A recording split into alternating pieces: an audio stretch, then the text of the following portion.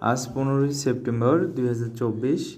তো আজকে যে মেজর কয়েনে পাজেলটা আছে, পাজেলের জন্য এই 4টা অ্যাভাটার সিলেক্ট করতে হবে। আর এই অ্যাভাটারগুলো অবশ্যই মনোযোগ দিয়ে খেয়াল করতে হবে যে অ্যাভাটারগুলো একটু কম বেশি, সবগুলো একটু কম বেশি আছে। এইখানে কিন্তু কোনো রকম মানে অনেক সময় মিস হয়ে যাবে, আর একটা অ্যাভাটার যদি ভুল হয়ে যায় তাহলে কিন্তু মিলবে না। তো এই 4টা ভালো করে দেখে নেওয়ার পর চলে আসবা এইবার তোমাদের ইয়েতে। এইখানে এসে দেখো 8 নাম্বারে যেটা আছে, 8 নাম্বারটা হচ্ছে প্রথমে হবে। 8 নাম্বারটার পরেই দেখো 4 নাম্বারটা হবে।